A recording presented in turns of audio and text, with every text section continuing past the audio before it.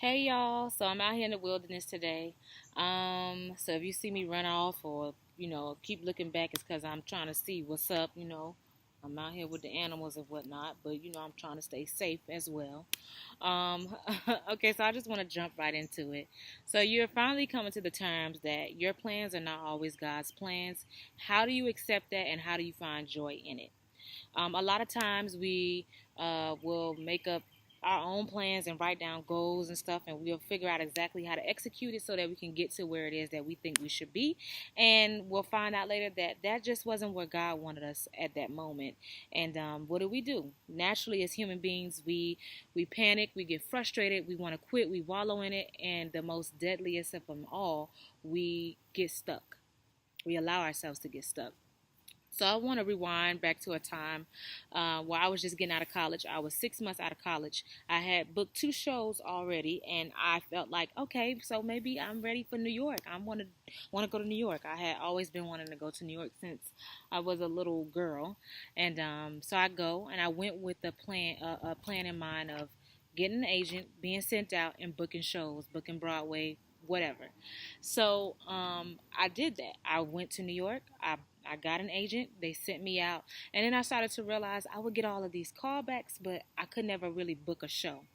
And after that, I would say a few months after that, I started to realize that the agents were my agents stopped sending me out. They stopped calling me, and so I started to panic. I started to get frustrated, and pretty much I quit. Like I stopped auditioning. I became scared to audition. I remember feeling not like I was not good enough, and here I am now in New York. I'm working at a gym, making $12 an hour. I completely lost sight of the goal for what I was there for in the first place. I was just basically working to pay bills, and I was miserable, completely, totally miserable. And I could have went home after I came to terms with this, but I decided to stay because I felt like I failed. And going home meant that I failed, and people would know that I failed. So I even let this determine how much longer I would stay in New York. I pretty much stayed in New York for a year before I made the decision that I was miserable and it was just time to go home. So that's that. When we look back at that story, we see that I panicked, I got frustrated, I I wallowed in it. I quit, and ultimately, I got stuck. I allowed it. Um, I became this person and this artist that I didn't want to be. So I went home. Now let's fast forward to a story that happened to me last week. I had been practicing for the Hamilton audition that's based in New York, and I mean in Chicago, a Hamilton audition that was based in Chicago, and I was ready. I had dope faith. I knew that I was just gonna get this part. A lot of my friends had been telling me about this role, so I started learning all the songs for the role. I picked out an audition cut. I went to vocal coaching. I went to lessons and everything, and couldn't nobody tell me that this part wasn't gonna be my part. So I go to the audition, I get there, I go talk to the pianist.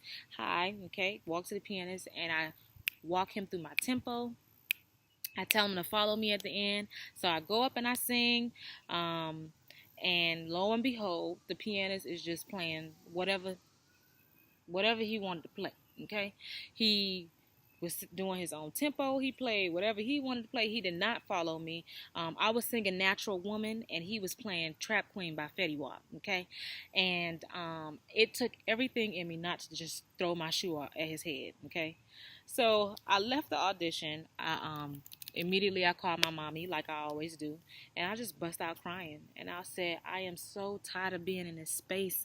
I am ready. I'm tired of being in the waiting. Why does God have me here? I need to be on the next level. I'm worked so hard. Like, why can't I? What's wrong with me? Like, blah, blah, blah. I told her about the pianist, and she stopped me and she said, Khadijah, just because you that happened in there doesn't mean that God won't still open that door. If that's what God has for you, it will happen. So immediately I stopped crying and I thought to myself, like, Mommy, you're right. You're so right. On the way back home, I remember just thanking God for the opportunity, and I just started praising Him. You know, when I got home, I called this theater that I had a contract with, but I didn't sign because I just knew I was gonna get Hamilton. I called them. I started practicing for another audition. I started practicing for what the okay, he over there. I'm gonna stay right here. Okay, what is it? All right. Anyway, um, I started practicing for my class for the next day, a TV film class, and yeah, I wouldn't allow myself to not be busy. So I was praising God because I was just so happy that I felt myself becoming content in knowing that this is the process that God had for me, and I just needed to trust it. So now's the time to get your pen and your paper out. So basically, what I would say is this: once you realize that this plan that you had planned was not God's plan, the first thing you need to do is refuse to be paralyzed, refuse to get stuck. Okay, so I continue to move even in the midst of not knowing what's next. A lot of times we get stuck because we don't know what's next. What's next is what God has already made accessible to you. So what was accessible to me was the fact that I had already booked the job. I just didn't sign the contract yet. The rehearsal that I had coming up and wanted to. I mean the audition I had coming up. This thing is coming my way. What is it? Okay. All right. Let's focus. Um. Okay, so I was trying to be cute out in the wilderness and whatever, and I saw something I have never seen before in my life. So just know, okay, never again. You will never catch me outside in the wilderness. Okay, just no. So the devil is trying to be busy, and he's not gonna take this lesson away from us. So let's just continue. I left off saying that once you realize that God, whatever your plan was not God's plan, you need to refuse to become paralyzed. You got to refuse to be stuck. And you do that by moving on what is already accessible to you. So you heard me say that I went ahead and I signed a contract. I started practicing for another audition. I started practicing for my TV film class the next day. I just would not allow myself to get stuck, okay? And once you start on that, this will get you closer to whatever your next step is, okay? The next thing you need to do, secondly, after you've decided to refuse to get stuck, you also need to decide to be content. So this means to appreciate each step in your process. You know what I'm saying? Don't take for granted each step, because if you if you didn't go through every step that God presented to you, you would not be fully prepared for what that dream was. And I don't know about y'all, but when I get to Broadway, I want to be on point, okay? I don't want to get up there and things go awry because I skipped a step. So God knows what he's doing. Trust that. Thirdly, once you refuse to become paralyzed and you decide to be content, the next thing you need to do is continue to operate in the spirit of excellence. And this was drilled into me at an early age because my stepdad was really big on it. I remember going through stuff in high school and college, and he would just say, it doesn't matter. Continue to operate in the spirit of excellence. And so I do that. Don't let circumstances stop you from operating in a joyful spirit. So even though that previous day I had bombed the audition, the next day I went into my TV film class, and I just did what I practiced. And afterwards, my teacher pulled me to the side and he says, "You said you sing, right?" And I said, "Yeah." He said, "Okay, this is good stuff. I wanna get you into the casting directors for Empire, the TV show Empire." And I was like, "Okay." He was like, "Yeah, this is good stuff." So, being that I continue to operate in the spirit of excellence, God opened another door for me. I was able to have something new to look forward to, and that's what God will do. Luke 16:10 says, "Whoever can be trusted with very little can also be trusted with very much, and whoever is dishonest with very little will also be dishonest with much." So basically, if God giving you something and you half doing it just because you're upset about something that happened previously, he sees that.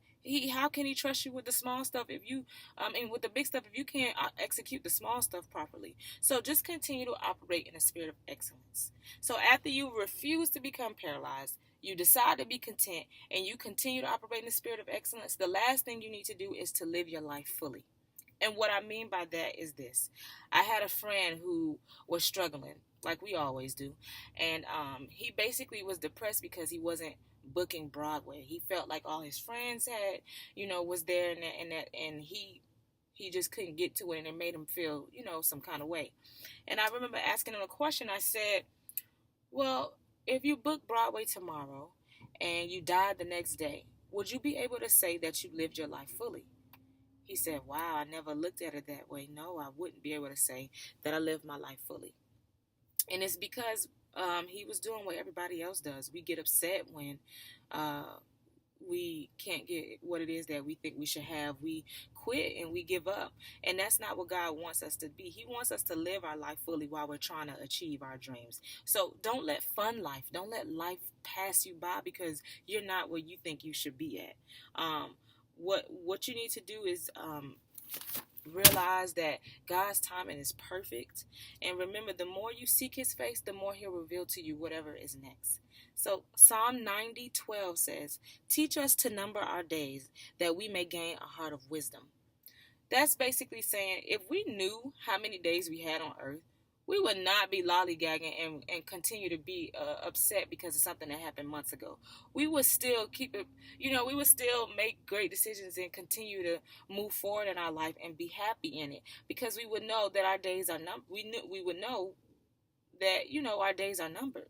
So you need to just live your life fully. So I say to you, um, after you realize that God's plans are not your plans, please don't get stuck. Be content.